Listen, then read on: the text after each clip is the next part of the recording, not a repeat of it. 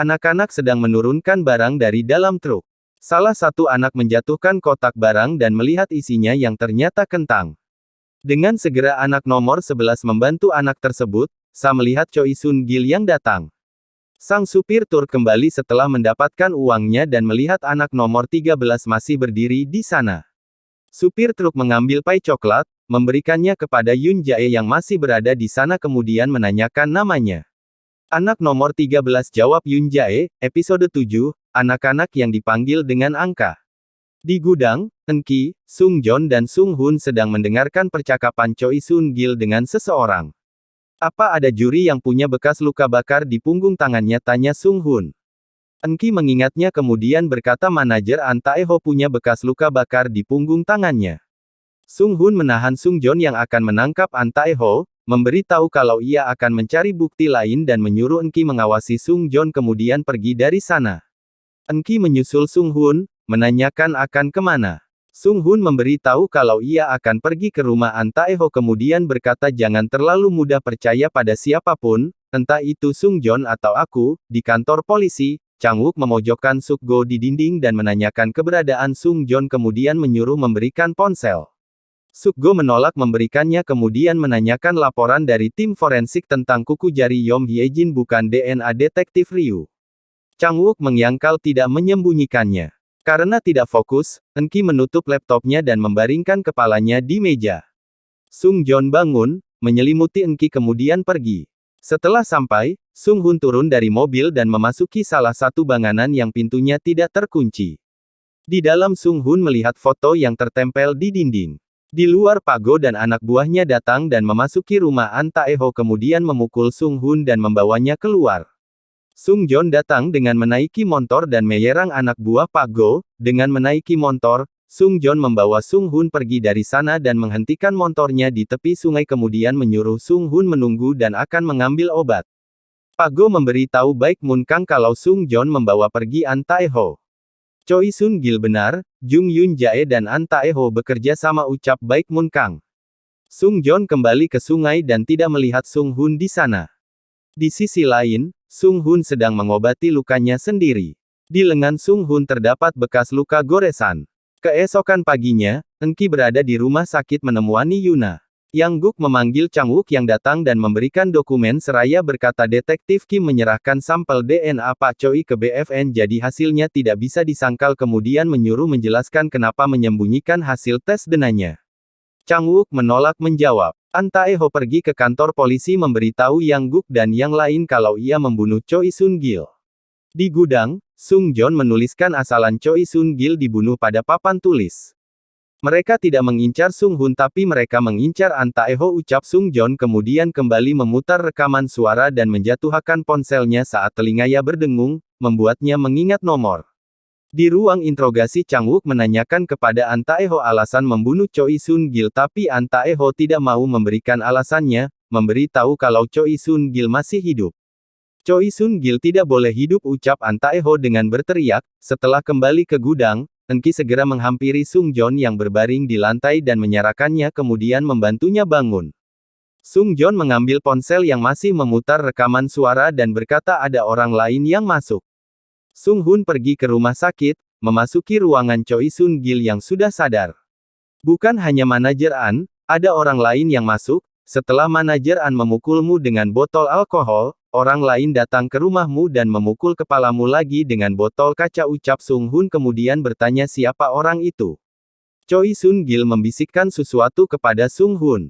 Setelahnya kondisi Choi Sun Gil menurun dan meninggal. Saat berada di rumah sakit, Baek Mo Kang berpapasan dengan Sung Hoon yang memasuki lift. Setelah teleponnya berakhir, Kuk Hee dengan marah membanting gelas hingga pecah karena pencalonan kandidat dirinya dicabut kemudian membuka pintu saat berbunyi yang ternyata Baek Moon Kang.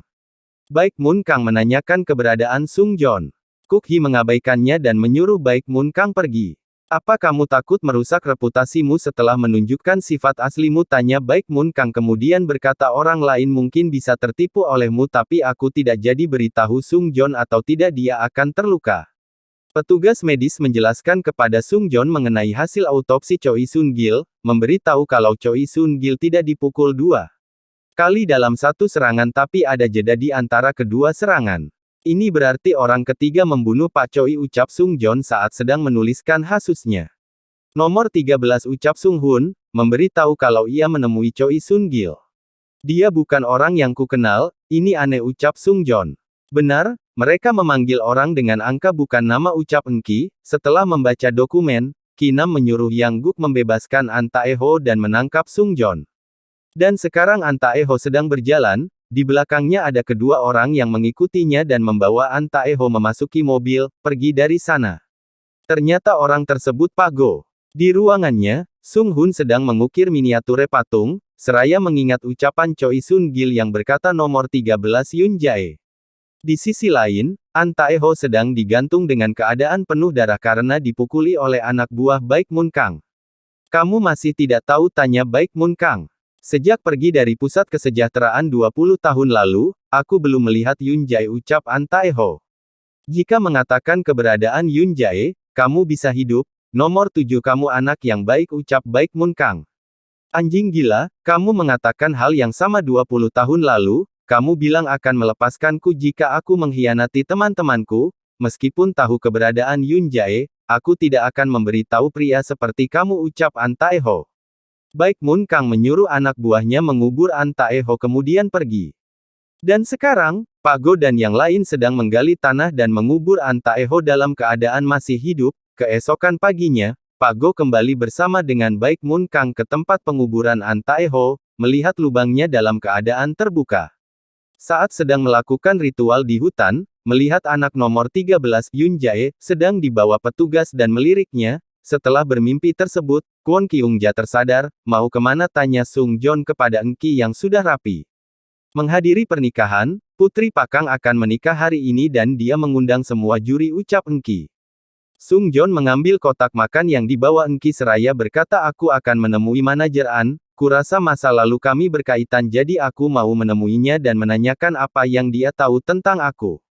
Sung Jon sedang berada di lokasi tempat tinggal An Taeho, menelepon Sung Hun tapi tidak dijawab. Sung Jon memasuki rumah An Taeho, menemukan undangan pernikahan anak Kang Yang Ki di meja yang berlumuran noda darah. Para anggota juri sedang berkumpul di satu meja saat menghadiri pernikahan anak Kang Yang Ki. Melihat An Taeho, Enki pergi dari sana dan mengejarnya tapi kehilangan jejaknya. Di dalam, Jung In Sung pamit kepada yang lain akan pergi ke toilet. Enki menelepon Sung Jon dan memberitahukannya. Setelahnya Sung Jon pergi menyusul Enki, seseorang memasukkan sebuah obat ke dalam minuman. Pelayan mengambil dan memberikan minumannya kepada Kang Yang Ki dan istrinya. Enki kembali ke mejanya dan bertanya apa ada di antara kita yang mengirim undangan kepada manajer An dan dijawab gelengan oleh para juri. Tepat setelah meminum minumannya, Kang Yang Ki mengalami kesulitan bernafas dan Degan segera dibawa ke rumah sakit. Sung Jon tiba di gedung tempat pernikahan, melihat An Taeho yang pergi kemudian mengikutinya. Saat berada di tangga darurat, Sung Jon melihat Sung Hun yang baru keluar kemudian mengejarnya tapi kehilangan jejaknya. Para tamu berteriak saat melihat putri Kang Yang Ki terbunuh. Di rumahnya, seraya menangis Sung Hun membersihkan tangannya yang terdapat darah.